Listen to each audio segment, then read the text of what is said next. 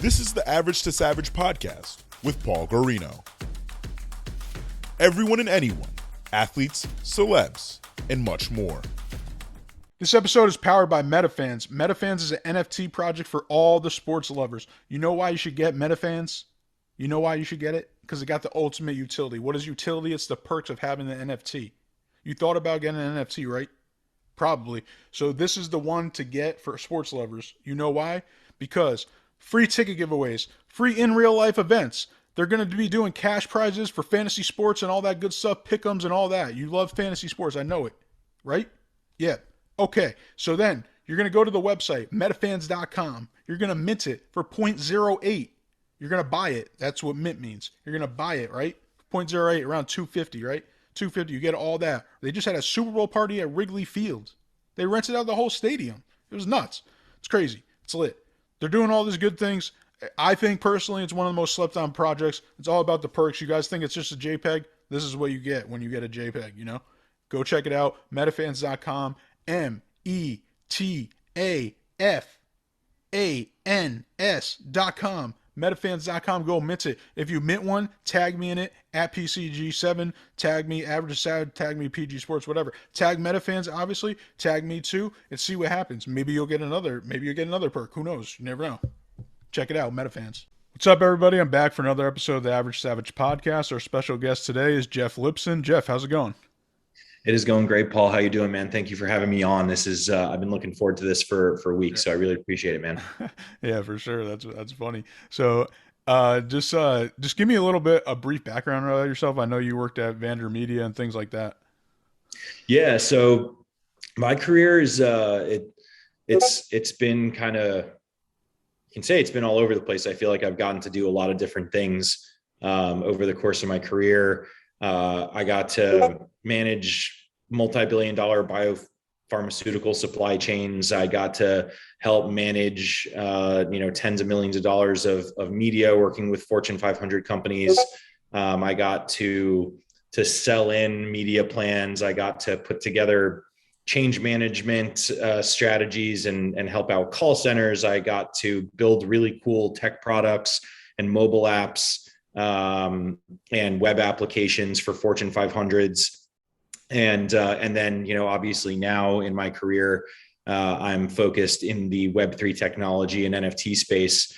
But really like at a high level, it's a combination of management consulting experience that got more deep on the product side of things.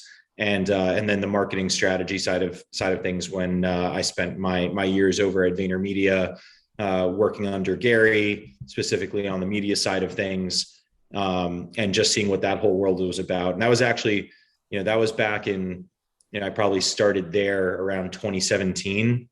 And that was the first time that I heard about CryptoPunks and people started talking about NFTs. But obviously it didn't get mainstream at all until really the last year and a half or so.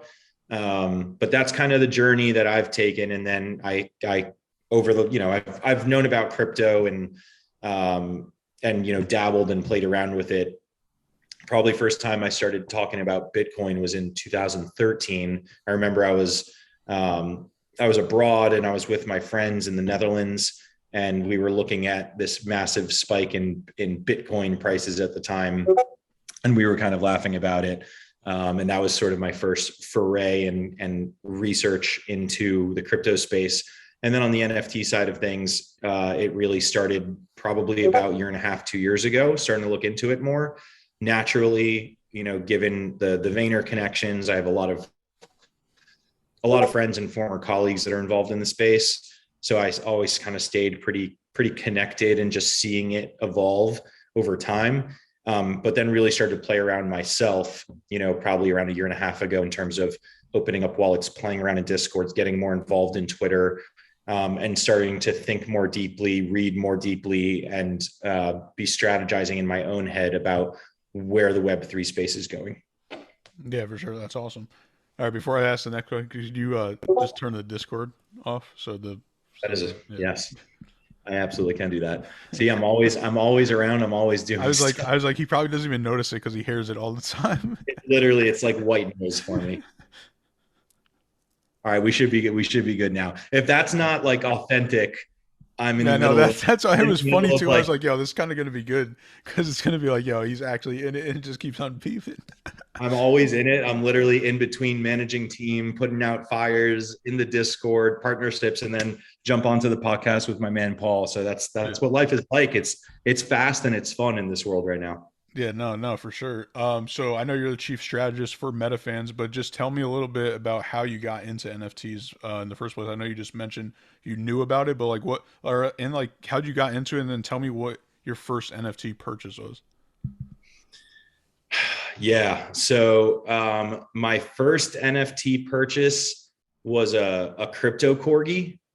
Okay. And it was literally, it was like, hadn't done that much research, but it was very, very cheap. And so like, as someone who comes from a product background, I am very, very much always thinking about and in tune with the user experience, friction within an experience, and what that looks like. Because for me, when I'm building products, I'm always thinking about how do I remove friction from the process? How do I create the best user experience possible? And in order to create the best user experience, you need to be deeply invested and understand the experience as it is today for people, to be able to then create something better. So I was starting to get, more deep on Twitter and very tuned in, getting my ear to the ground in the whole Twitter NFT world, or NFT Twitter world, excuse me.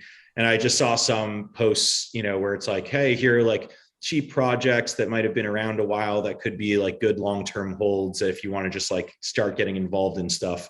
And I want to say that was in maybe like,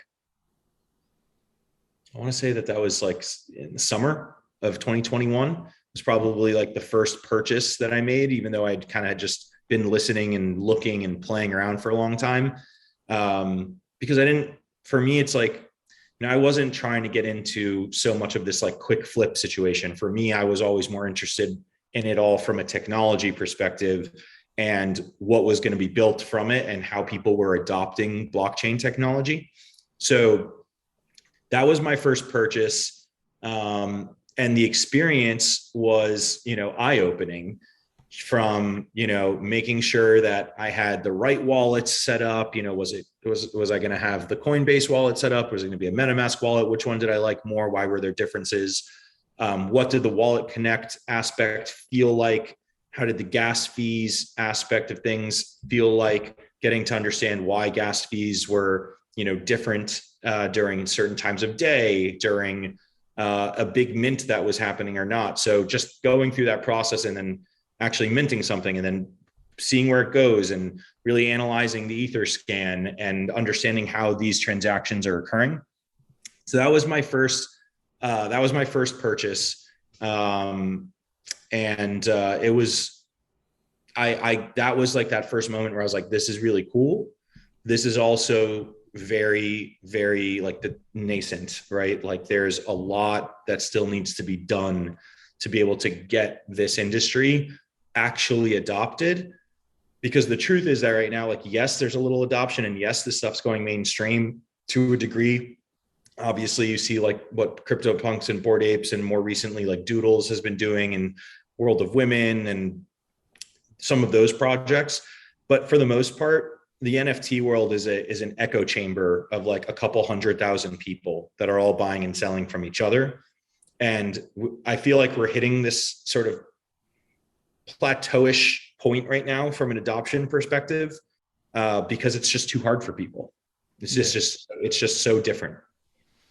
Yeah, no, for sure. That's why I'm interested to see when Coinbase releases their platform to like buy and sell and trade, whatever you want to say. To see, I think that's going to get more people in because people already know about Coinbase from just like trading crypto and stuff like that.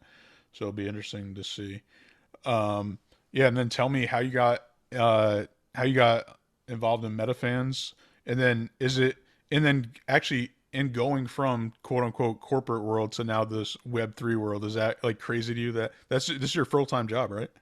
It is. No, it's my full, I don't want to call it a 9 to 5 because it's not.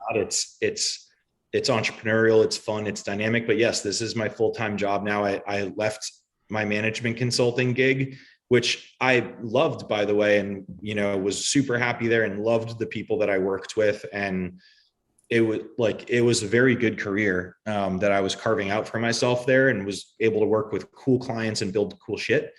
But at the end of the day, it wasn't necessarily like my passion, right? Like I had still at that point in my life, never got to really work at the thing that I was really passionate about. But I wasn't looking to leave. I was interested in the Web3 space, obviously. And I had just attended NFT Basel, and, you know, was looking for more things to be able to go do to continue to involve myself in the space. And it's an interesting story. So basically, my brother-in-law's best friend is Anthony Rizzo, and I have gotten to know him, you know, over the last couple of years. And so we were all together, and he was telling me about this project called Metafans that he knows the founder of, and that it's really legit, and he's minting them, and, you know, to check it out. And so I did. And I minted one when we were all there with each other. We were all kind of minting. I minted one, and I minted one of what we call our owner's box guests, which is one of the 18 out of 10,000 super rare of our 10,000 NFT collection. And so I think that drove me to just naturally have a little more skin in the game and want to get involved in the community.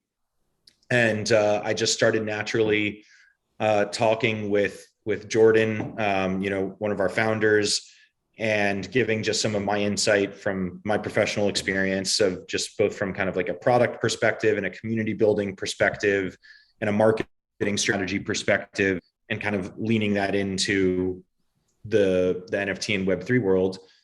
And one thing led to another, and I was not necessarily looking for it. And one thing led to another, and it was just the fit was right. And so I just said, you know what, like, let's do this. Let's do this together. Like, I believe in what you're building here. And I think that there's ways that I will be able to drive this ship and help lead and help really think through for us what we're going to be building down the road, and how we're going to continue to build out our company and our project today.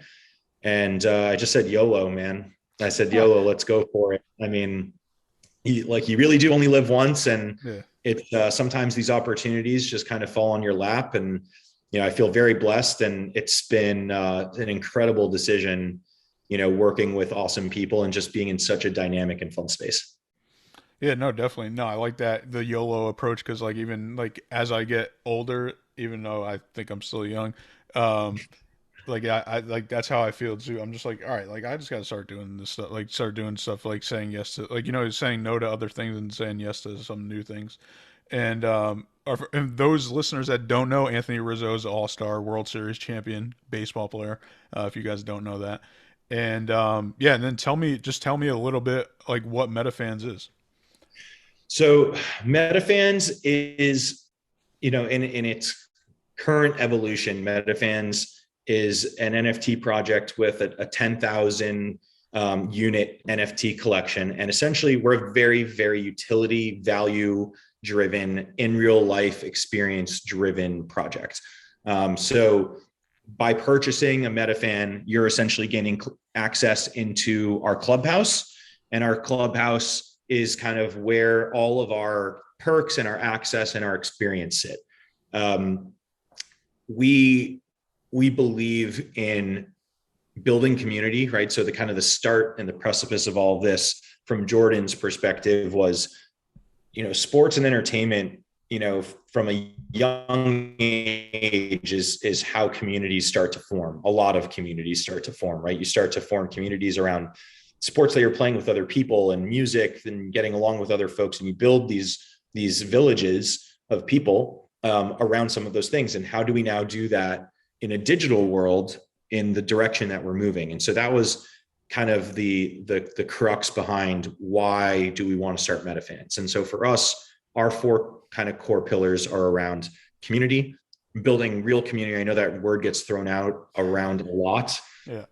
But I mean, like, really, like, building a village of people that really care for one another, that are developing real relationships with each other, which means also getting to see and understand and meet one another in real life, in addition to creating those experiences and that connection in a digital way.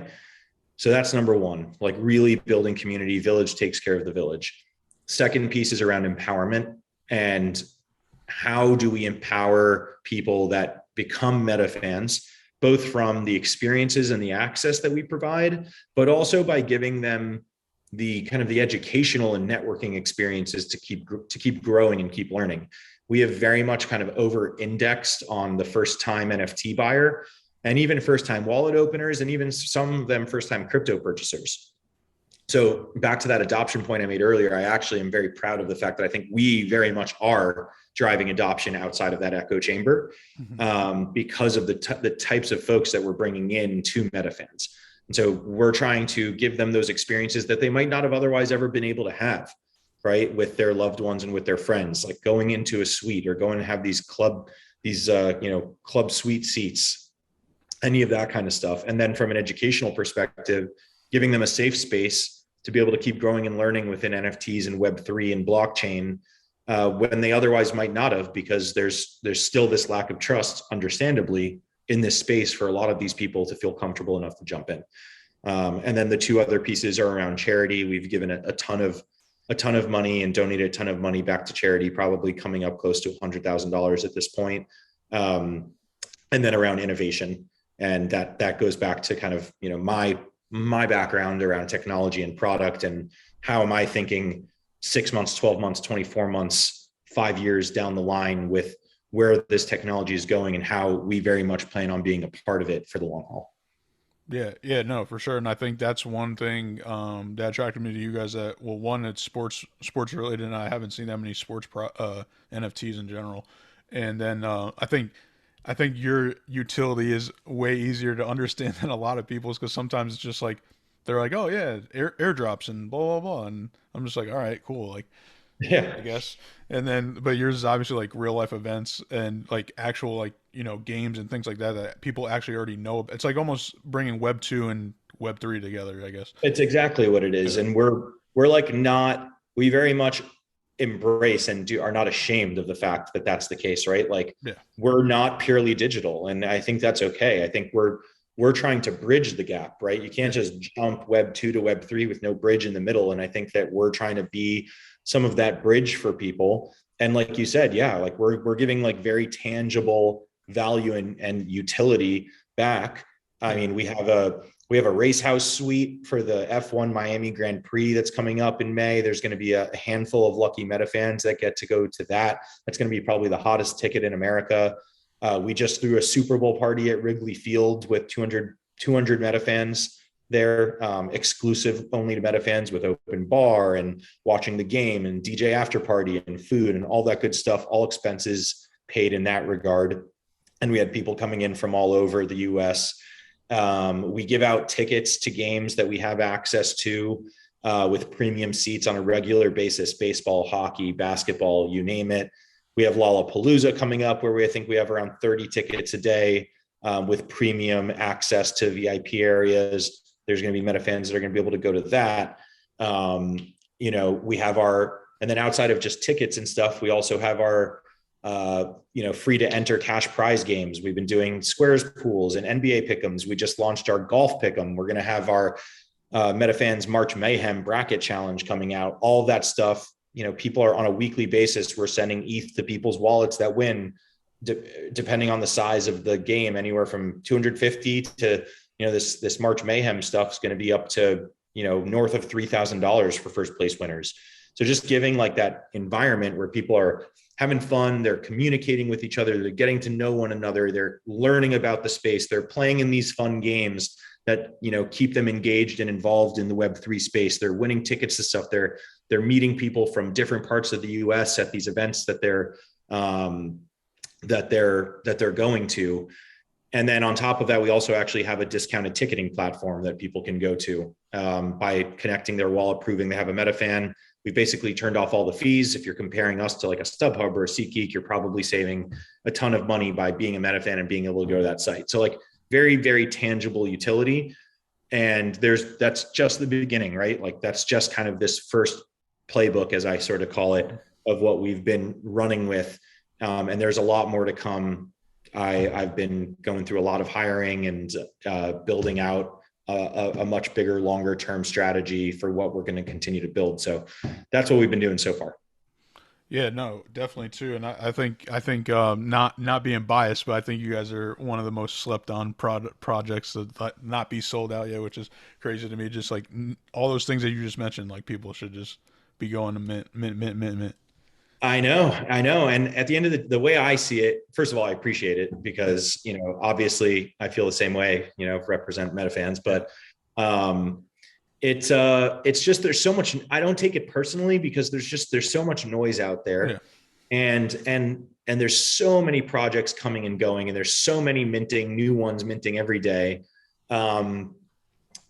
that most people that come into the space are looking to do it to make money, right? Like they're doing it to treat an NFT like a stock, and try to flip it for money. And when you come in and look at a project and you're like, it's been minting for, a handful of months now, and the floor price is more or less what the mint price is, why would I invest in that? And if you're not actually doing more research and jumping into what we're doing and who we are and the people behind the project, then you'll never see it. And so it's about how we continue to amplify our message, to be able to let people realize what kind of value is out there for them. But I don't blame people that are jumping in. I get it. I understand why it's happening.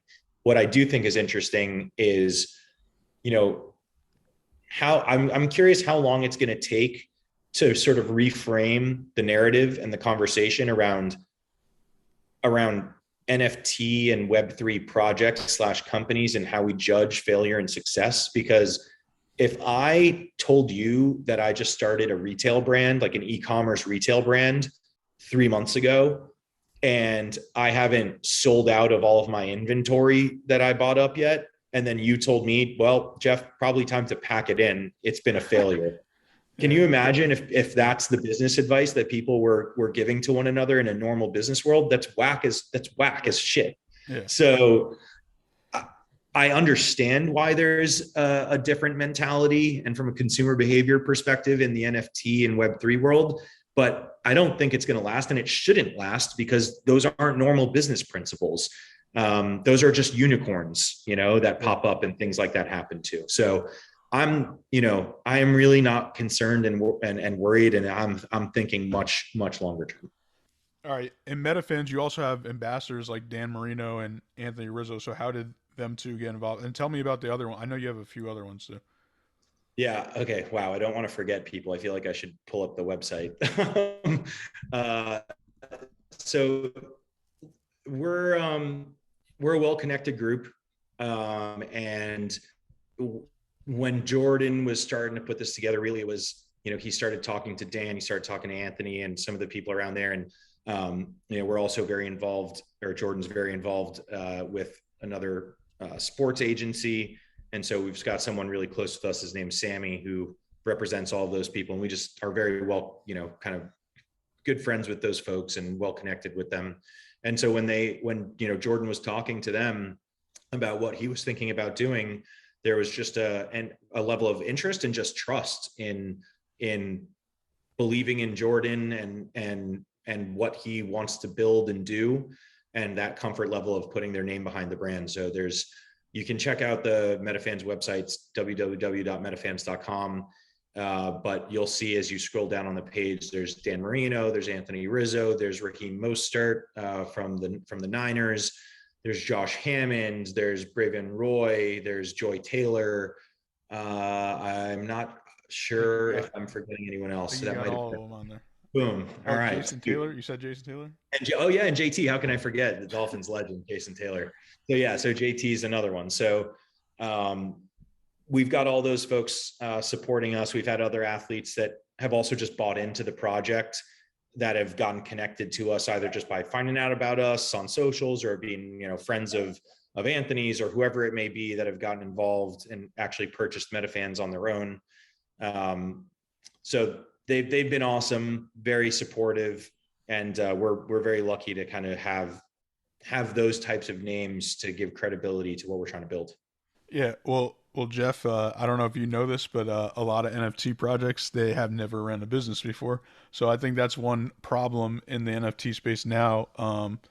And even so, obviously everyone's goal is to sell out, but I've also seen projects where they sell out and then they have no idea what to do after that. So it's like a catch 22. And I think, like you said, I think a lot of things are changing. Like I only been deep into this since like November or October.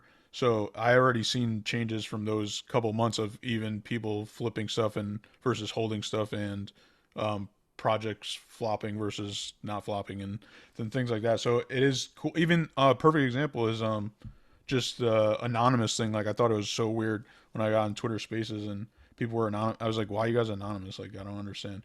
And then Yeah, so that's like not a fan of now, that. yeah, yeah. So that's like coming out more. So now even now, so is like people aren't backing projects that people are anonymous, or they are not. I mean, if they Thankfully, are anonymous. yeah. I mean, like it was something that started in the beginning, but grand scheme of things, like why would you?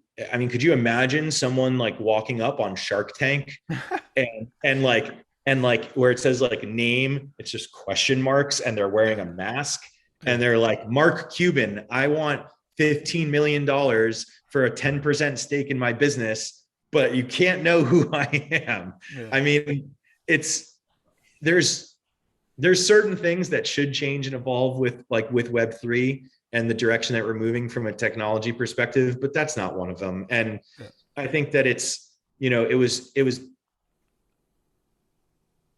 was built into the technology, not necessarily purposefully, but just because of that's just how it works.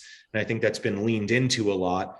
But at the end of the day, like if I'm trying to build a business, how can I not know who my customers are? I have to be able to build a better product, to be able to geographically understand like where I should be investing, our resources to make the experience better. Where should we go have events? Where should we be trying to message people? Where should we be if we don't have any information, then how are we supposed to be able to build and be better?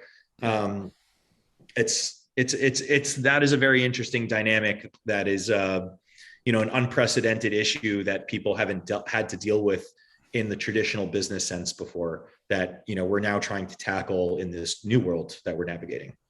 Yeah, and even going back to like what you're saying about if you created a retail e-commerce store and you didn't sell out everything in 3 months, that's like totally true too. Because now even like Yeah. it's sometimes it's even better that you are still minting, because you could just go on the Twitter Spaces and be like, "Yo, I'm still minting this project," because everyone's always asking like, "When's mint?" And so Yeah. it's like I got it right now. Like even my project, like my mini project, I only had 12 NFTs, but I only sold one, and I didn't sell out until almost like I don't know 9 months later, because I didn't know what the hell I was doing, and Yeah. then I figured it all out, and then people wanted to buy them.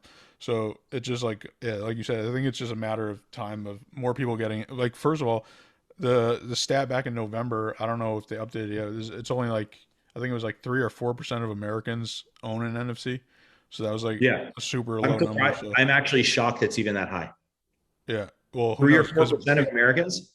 yeah, because people but people can have multiple wallets, so who knows like how many that you know what I mean? I mean, How honestly, I feel like that's if I would going have on. guessed it, I would have said like 0.5%. That's crazy. Yeah. Well, Seriously, I mean, 3 or 4%. That's a lot of people. or it could have been in the world. I can't remember. Interesting. It was still a low number. So Yeah. it was yeah. But what about going back? What advice would you give to people working on NFT projects? So, number one, I think that it's like don't don't do it unless you're interested in being in the Web3 space for the long haul. Because if you're not, then if you're only interested in being around for 2 years, you're not you might make your money, but you're not going to be doing right by the people that are buying your thing. So unless you really have a vision that is going to live past this first wave of NFTs, right? And what how we think about them and how we buy and sell them and all that, then I don't think, if you're not being thoughtful enough, then I think take a step back and be more thoughtful. So I think that's number one. Number two is really invest in content and marketing and understanding what resonates with people, and really double down on content particularly before you go launch and mint. But more importantly than that, make sure that you're actually being run by, from an operational perspective, like going back to your point, that people that understand how to run a business. Because exactly what you said, the number of projects that sell out, that have a roadmap, worst word in the world, and are like, promise you this and promise you that, and we're going to build this and we're going to build that. And we're literally talking about like a 22-year-old who has literally never run a business before, don't know what recruiting is, doesn't know what HR is, doesn't know what operations is, has never run a content calendar, has never built product before, has never managed engineers, has never done any of this. You need to make sure that you have the operational excellence in place to be able to actually execute after your mint is over, and once you need to start actually working on things. The other thing is that I find a lot of projects like don't actually start working on things until after they're done minting. Yeah. For me, it's like, treat this like a business if you can. Like, have some of that money available to you before you mint. If you really think that you're doing something, like either come to the table with money or try to raise a little bit of money, because if you're only starting to work on things after your mint is over because you've raised funds, it takes a long time to build stuff that matters. So those would be, I think, some of my biggest things. And also that community, more than anything, is the most important thing. Like, yeah. And that, again, like the word, when I say that, I mean, like, this is something that ties back to before Web3, and it goes back to Web2, and it goes back before that. And it basically means having a group of people. It's brand. That's what it is. You're developing a brand, and you're developing brand loyalty. We call that community now. Yeah. And obviously there's other elements to community as well, around, like, the relationships and the bonds that are being made between people and how they interact with each other. But that community that you're building is ultimately a brand loyal one. And how do you do that? And you can only do that through trust, through authenticity, through, being true to your word, by executing, by doing all of that stuff. So those are some of the things. Yeah, definitely. Like, even when I first started, when I did mine, like, it just said unlockable. Like, I just threw mine up on OpenSea, and it just said like unlockable. So I was like, all right, like, everyone, like, I didn't even know what utility was at that point. I was like, all right, everyone's gonna get like free merch. And now it's funny that everyone, like, merch is like a huge thing, because I'm like, okay, like, that you guys are impressed by merch. Okay, I could do that easy. Yeah. So I'm like, Like okay. merch shops. So I don't it's like understand. weird. It's weird to me, just like seeing all this stuff, and it's like it's almost like not backwards, but it's like old school to me. But it's like I just don't understand sometimes the appeal, like why it's getting people excited. Like, going to games and events, that to me that's more exciting, like things like that, than like apparel. And I just don't. I mean, I think it's cool, but I just don't grasp it on terms of coming from Web2, and the people aren't thrilled that much about that stuff. I know. I don't know if it's just, if I think that's going to change. And I don't know if it's because the expectations are so low for all these projects. Yeah, like Like, I honestly like think merch. Like, I feel like merch. That's low. That's not it's anything. table stakes, Yeah, that's right? easy. Like, so I don't understand The merch the hype. drop thing. Yeah, I don't get it either. No, I really don't. I mean, merch can be fresh and cool, yeah. but yeah, I don't understand why a project's floor would rise by half an ETH after a merch drop. All right. I just think that part of it is like this word project. I really do. I really hope we're starting to see like vernacular start to change in the space a little bit, which I think is good. Like, the word whitelist is now starting to change, and the word roadmap is starting to change more, and all that stuff. And I really hope that we start to move away from the word project, because I think that it does one of two things usually. One is, it either it kind of, it allows the bar to be set lower with the way that we think about the word, where people are like almost allowed to skate by because it's just a project, right? Exactly. It's just a project. So like what the expectations don't need to be that high. And then the other thing that it does is it delegitimizes things that are much bigger than projects. Yeah. Like I hate calling ourselves a project because I'm running a fucking business here and a technology company that is being a lot more thoughtful than a project. And so I hope that we move away from that word, because I think that by calling it project, people are like excited about merch drops because look, this project did a merch drop, like that's cool. But if I told you that, like, you know, Toyota was doing a merch drop, do you think that their stock would rise 50% in value? And I just don't see why we're treating these companies differently, because all they are at the end of the day are LLCs, most of them.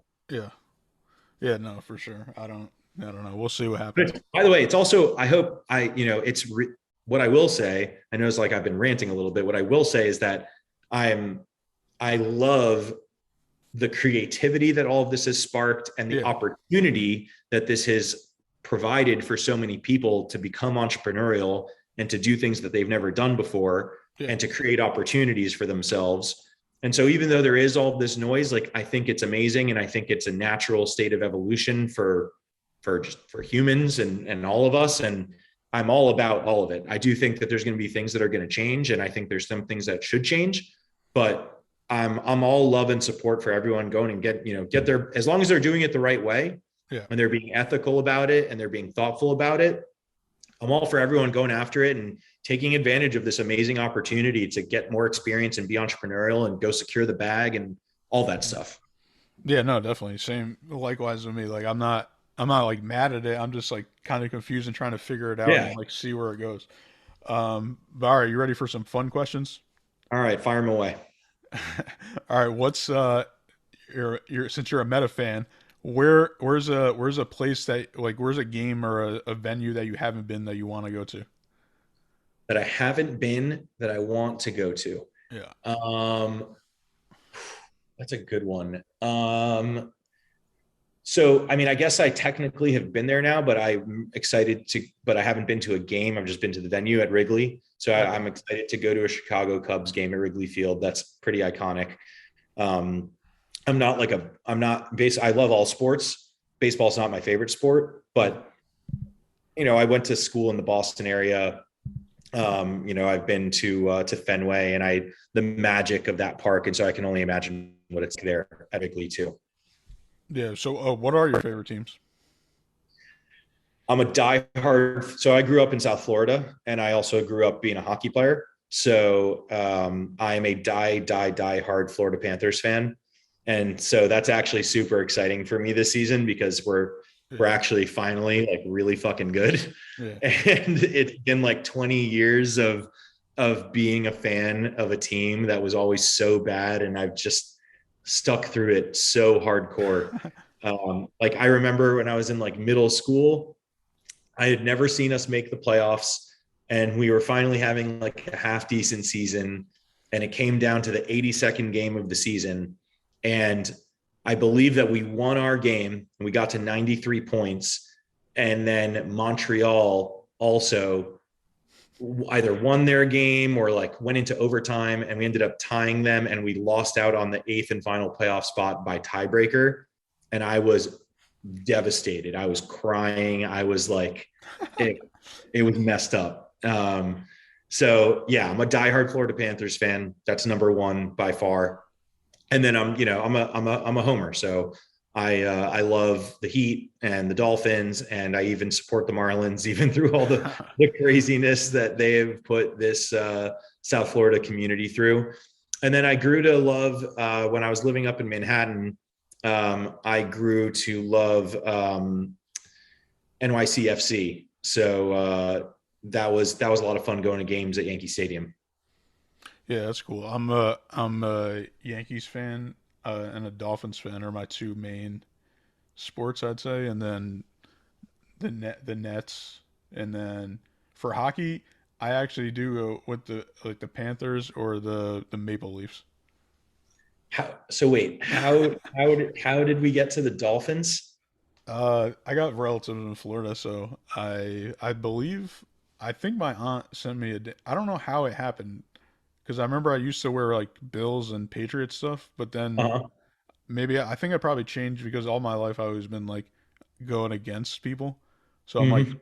I just want to be a Dolphins fan or something. Like I don't know how it happened, but I remember getting a Dan Marino jersey and then I was a Dolphins fan. That's awesome. Yeah, And Dan's an ambassador for us. it's awesome. And well, Jeff, I appreciate you coming on. And could you let the listeners know where they can find Metafans at? Absolutely. So if you go to www.metafans.com, that will be the site where you can go and mint a Metafan, but also near that mint button, which is going to be on the top right of the screen, you'll also see the join Discord button. If you have never minted something before, or if you've never opened up a wallet, or you've never even like purchased crypto, whatever it may be, we get it. We, like I mentioned earlier in the podcast, we have a ton of people that have been in those shoes before. Jump into the Discord. If it takes you the 2 minutes to sign up and create a profile, I seriously highly encourage you to do it. It's just so you can kind of talk to some of our people and they will answer all of your questions. I'll be around there. And we can help you kind of navigate through that process of what opening up a wallet is and how you fund it and how you mint a Metafan. So we'll be there for you every step of the way, and looking forward to hopefully welcoming some of you guys to the Metafam, as we call it, and being part of some of our in real life experiences and perks and access as we keep trucking along.